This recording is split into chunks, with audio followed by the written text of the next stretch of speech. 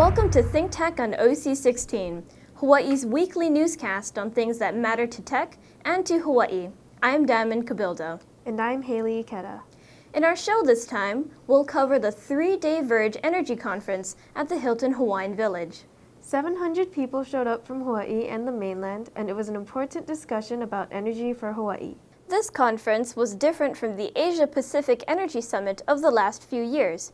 This year, DBED engaged a different conference contractor, Verge, of GreenBiz Group in San Francisco. Verge was ambitious, with 150 speakers doing some 200 presentations and some really interesting, if not provocative, topics and talks. For example, there were talks on building a sustainable microgrid, transforming transportation, how coordinated action in Hawaii can accelerate global progress, remembering the consumer, getting residential buy-in on solar, lessons from Australia, how Hawaii can be a model of innovation, renewable cyber issues, and building clean energy infrastructure. There were talks on the new model for future-proof investing, why clean technology is a trillion-dollar opportunity, is storage the holy grail, beyond rebates, a new model for commodifying efficiency, pollinators and PVs, a ray of hope for the bees, corporate renewables, community solar, clean energy at the small scale, and the life cycle of clean energy generation and storage.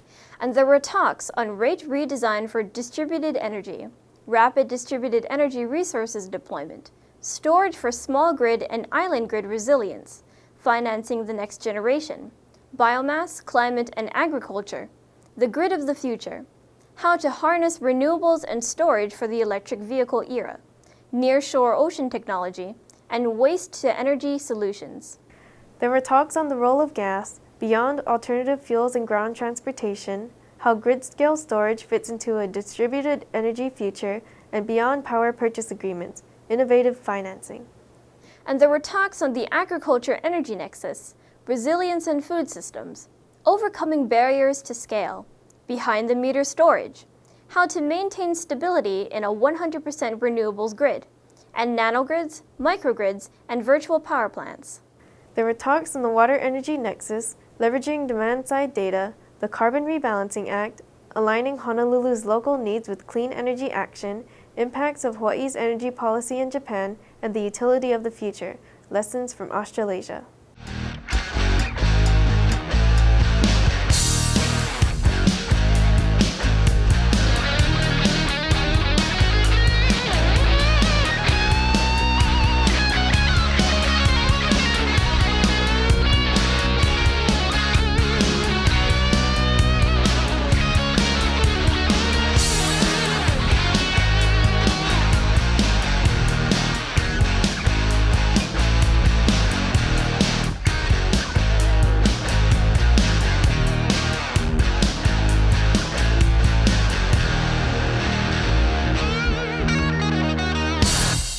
But it wasn't just tons of talks, tutorials, plenaries, panels, breakouts, work sessions, networking sessions, and pitch events.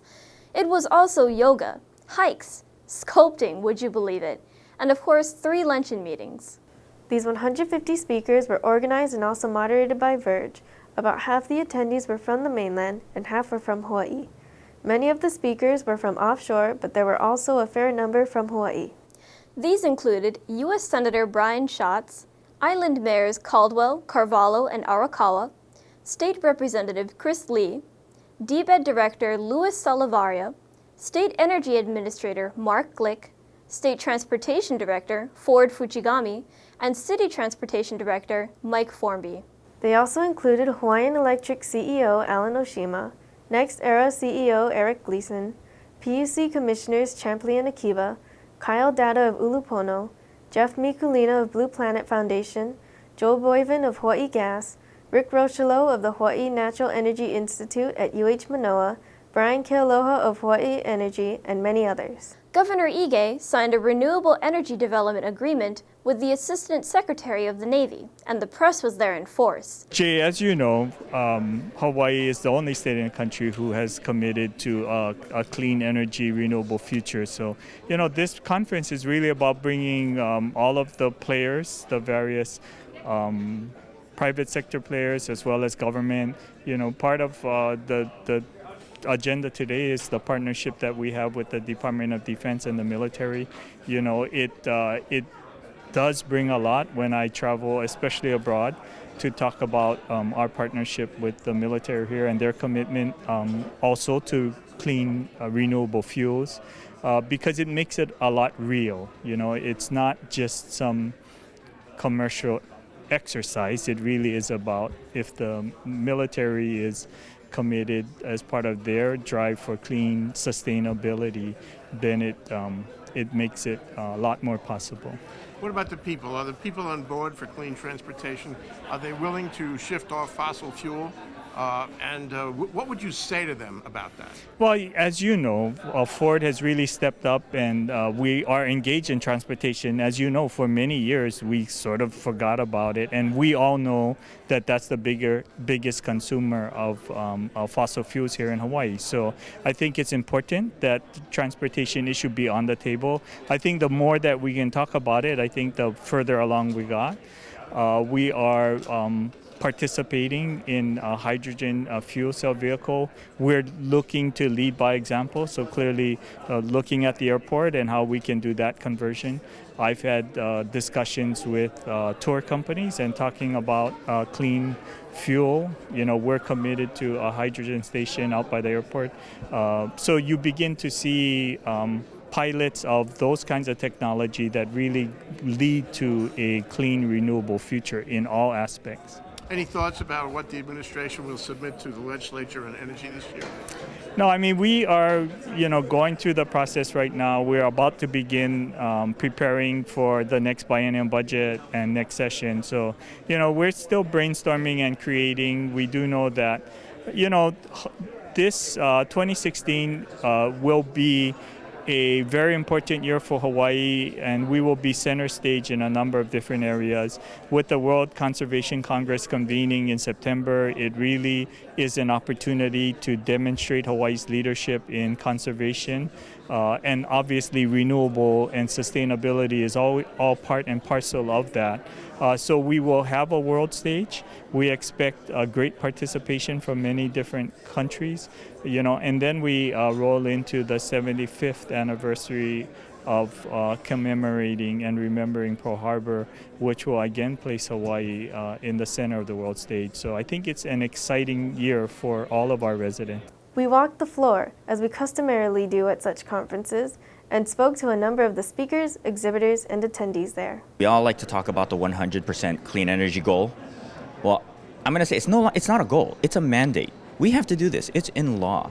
I'm just really excited to meet everyone. I want to learn as much as I can about sustainable energy. We're volunteers. We're helping set up the registration and everything, and so in the first hour we got probably 100 each on each station, so that's 400 people. It's about 50-50 local people and people flying in from the mainland. We're excited to be here at Verge 2016 and to be a part of this huge change that's taken place in the landscape of Hawaii's energy. We can make all this power, which is wonderful, but we have to be able to store it and utilize it in a smart way in homes, businesses, and on the utility scale. We're a commercial solar integrator here in Hawaii. We do large commercial and utility scale solar throughout the islands. Our corporate base is in San Luis Obispo. We're a full-service firm with about 100 or so energy and environmental attorneys, and we specialize in all facets of energy development. This is the center of everything that's happening in energy, and we can figure out what lessons we can learn for Hawaii to move us forward and share with the rest of the world. I've been sitting in a renewable transportation meeting, trying to figure out how we can get our ground transportation as well as in the long-term air and sea to meet our 100% renewable future that everybody wants. We're trying to figure out how to get there. We don't have answers yet, but we got progress. We started developing LED lights for the Navy back in 2003. We got the government funding, and we just started to commercialize on our technology back in 2010. So it not only works with the ballast, and when the ballast dies, you directly bypass the ballast, take the ballast out, rewire everything, the same tube goes back into the fixture and it'll still work. Tomorrow there's a breakout session where we're going to discuss cybersecurity, basically the Internet of Things. I've been doing cybersecurity for utility control systems and building control systems for roughly 10 years now. And NAVFAC is on the leading edge of developing secure infrastructure. At the end of the day, it's all about protecting the warfighter and protecting the mission. And they don't have to completely stop the mission, they just have to delay the mission. And so it's our job to make sure that we can detect, mitigate, and recover from any type of malicious activity. I do some regulatory work in the DERS docket, so I'm interested to hear sort of the zeitgeist of what's going on, hear what the governor has to say, and DBED and other people about our 100% renewable energy goal. Tell us about the Tesla battery. What's special about it? I'd say for one, it appears to meet all the utility requirements to interconnect under self-supply. The second thing is it's very modular. You can have a 7.6 kilowatt inverter, solar edge inverter, with 1 or 2 Tesla batteries, and then you'd add another inverter, another battery, and so on to meet your energy needs. So that's kind of easy to work with in terms of sizing it up for different people's needs. And then it's compact and looks good, on the side of someone's house. It's NEMA 3 rated, which means it can sit outside. I'm here to talk about our 100% renewable energy future and to talk about the progress that's being made in changing the thinking at Hawaiian Electric to a planning process that's oriented to that goal. What's your impression so far? Well, it looks big, and the people that I've talked to, just a few so far, say this is different from what they've seen before. Well, we got basic information on how to save energy, our sustainability report, and various brochures about energy savings, conservation. We've been working on this project with Hawaiian Electric, where we deploy energy storage systems at commercial sites, and we finally hit kind of the critical mass on having enough sites interconnected that we're able to aggregate and offer the capabilities of that fleet of energy storage systems to the grid and to the utility operators, and we actually released that last week. It's really kind of the vision that we have is where, especially for new construction, that there's energy storage involved in that and energy generation, or energy capture, depending on how you think about it. And like I mentioned this before with you, there's this technology in Heathrow Airport where they capture the energy from people's footsteps just because people are walking. There's so many different ways we can capture energy. I think the sense of urgency is real, but I also think that there are parts of the solution of how we get there that we don't have today. I came here to see what the latest is and the direction that the state is going. It was good to hear the governor's introductory remarks and talk about how utilities should be customer focused. We do commercial photovoltaics, energy storage, utility work, you name it. If it's got commercial and PV in it, we do it. We're doing everything from 100 kilowatts on the DG side, on the client side of the meter, up, and then we're also we're building a 40 megawatt job out in Waianae right now. ThinkTech also did 2 talk shows streaming live on location at the conference, one for the Sustainable Hawaii Show, hosted by Kirsten Turner, and the other for the Hawaii State of Energy Show, hosted by Jay Fidel and Sharon Moriwaki. Summit has become even more important in the last 12 months because exactly 1 year ago today, Governor David Ige signed into law the first ever in the United States 100% renewable energy requirement that all electricity in Hawaii be produced by the year 2045 by renewable, clean energy technology. Our special energy show from Verge at the Hilton Hawaiian Village, and we've done a couple. We've done one just a little while ago. Now we're doing another, and we'll try to give you an on-the-spot report from what's going on here today. We have 2 special guests, aside from my co-host Sharon Moriwaki, who's very interested in Verge. We have the CEO and founder of Orison. That's Eric Clifton. Welcome to the show, Eric. Thank you. And we have the policy director of Green Charge Networks. That's Dan Vickery. We also did a talk show with 2 Verge exhibitors at our downtown studio the day after that, featuring 2 of the energy entrepreneurs who are participating in the conference. We have 2 special guests. One is Eric Reichel. He's a co-founder and VP of Blue Pillar. We're going to hear more about that in a minute. And Gene Wang, CEO of People Power. Yeah, thank you, Gene. What brought you to Verge? What was good and attractive about coming to Verge, Eric? Sure. So, the things that it's going to take to bring us into this new sort of energy economy is leadership, policy, and innovation. And Verge has brought those three things together here. I think I won a Verge 25 award several years back, and I've been following their great articles and conferences ever since, and I just love it here in Hawaii. We also were an energy accelerator portfolio company. Oh, so I had a chance Eric to told come. me he was in it. Yeah. Do you guys know each other? Is that what No, you we're think? different years. I don't think so, yeah. But We same need, Ohana. we need to introduce you guys, to Absolutely. one extended family. Yeah, all right. Yeah. The question for energy conferences is whether the discussion is focused on self-interested aspiration or preferably whether it generates action points and political will to move us forward. 100% renewables by 2045 doesn't mean that we begin in 2040 or 2030, but right now.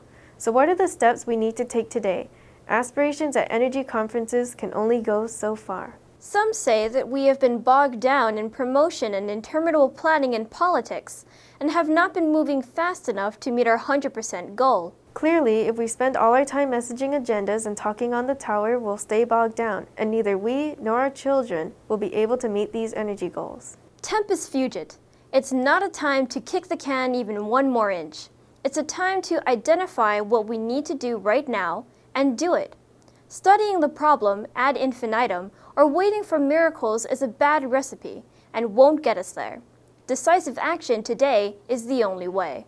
It also seems clear that the road to renewables is paved by industry and by public-private partnerships, but not by government alone, and that the development of renewables and the renewable grid and the role of the utility have not yet come to rest. That doesn't mean, and can't mean, that industry or government should wait on the sidelines for a better day.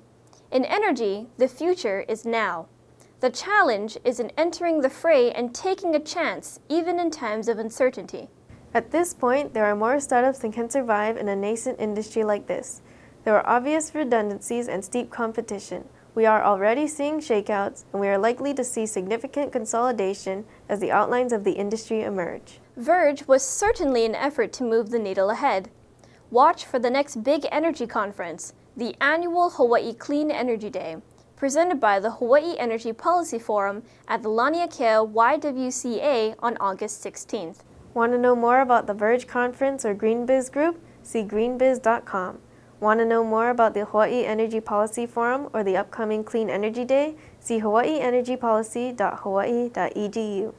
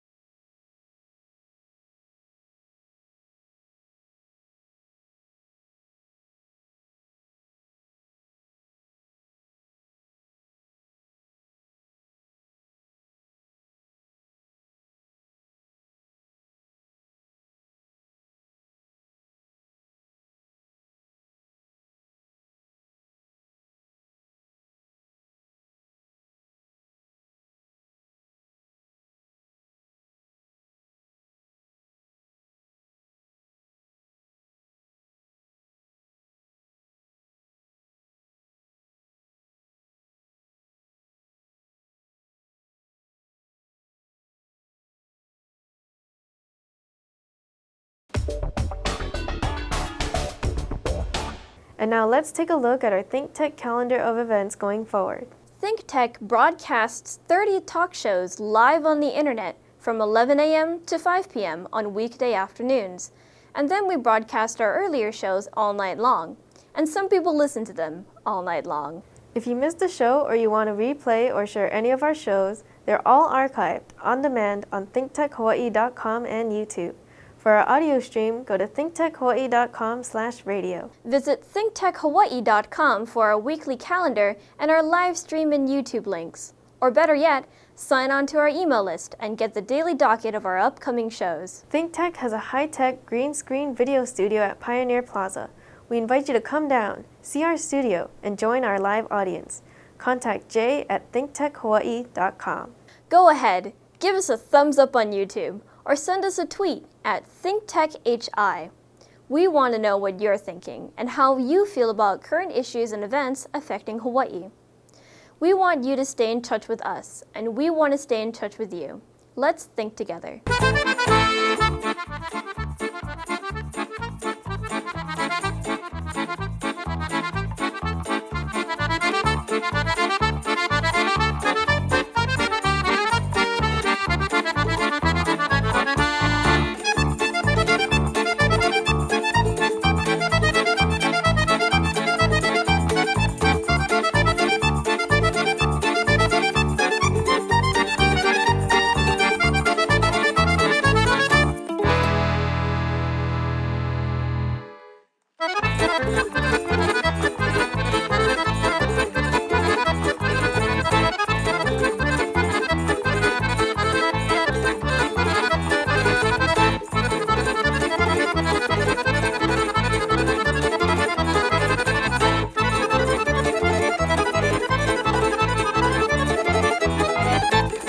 Be a part of our civic engagement and raise your awareness about the critical changes affecting and taking place in Hawaii. Be a part of the conversation on thinktechhawaii.com. Want to speak out about a community issue? ThinkTech invites you to come down to our studio and make a video at our Speaker's Corner. Contact Jay at thinktechhawaii.com. You can also call in and be included in our live shows. While you're watching any of our live shows, just call our hotline, 415-871-2474, and you can pose a question or make a comment on the show. And now, here's this week's ThinkTech commentary. I'm Marianne Sasaki with this ThinkTech commentary. My generation, the baby boomers, have been called the most selfish generation.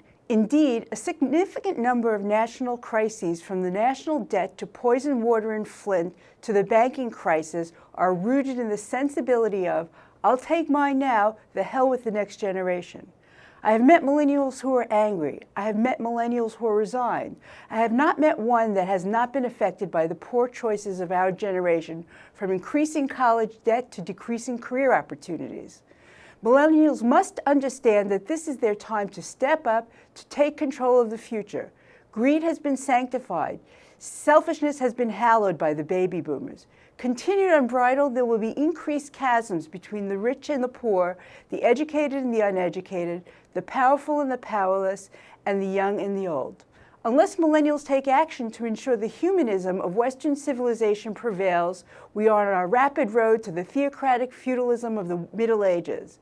Unless the enlightened turn this around, the world will once again be reduced to a very small, very insular, very nasty place in which a few individuals control the destiny of millions. This sentiment is reflected all over the Western world, and no place more than in Britain's recent exit from the European Union. Forget for a moment the billions of dollars and thousands of hours it will take to extract the United Kingdom, those countries that are willing to go, from the European Union. That's tantamount to removing chocolate from chocolate milk. Can you do it? Who knows? But what does it mean for the next generation of Brits? They are once more limited to a smaller stage, unable to migrate freely, should economics or predilection encourage them to do so. They are stuck. Millennials just did not vote in the Brexit election, and let this be a hortatory call to that generation in the United States.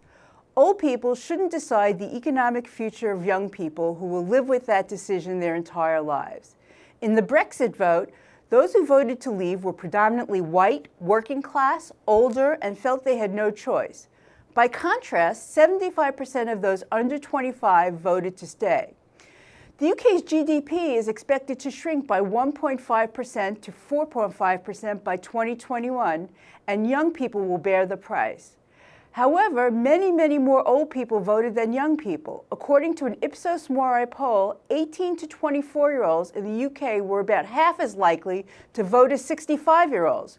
Maybe the UK would have voted to stay if more young people had turned out. We can avoid the small thinking and mean spirit that creates a situation like Brexit in the United States. But we can't do it without the vote of like-minded individuals. On this July 4th weekend, we contemplate patriotism. We contemplate the beauty of a government created by men, informed by the Enlightenment, and educated by Western values. These men, patriots all, created a republic in which all voices can be heard. We are free from the tyranny of the majority. If there is one thing sacred in American life, it is the vote. Our Constitution gives us rights and protections and the means by which to preserve these rights and protections. So in this holiday weekend, I exhort you, remember the Continental Congress in November. Remember their toil and their faith. Remember it at the ballot box. Vote for the future and the welfare of generations to come, as they so courageously did. I'm Marianne Sasaki with this Think Tech commentary. We'll be right back to wrap up this week's edition of Think Tech. But first, we want to thank our underwriters.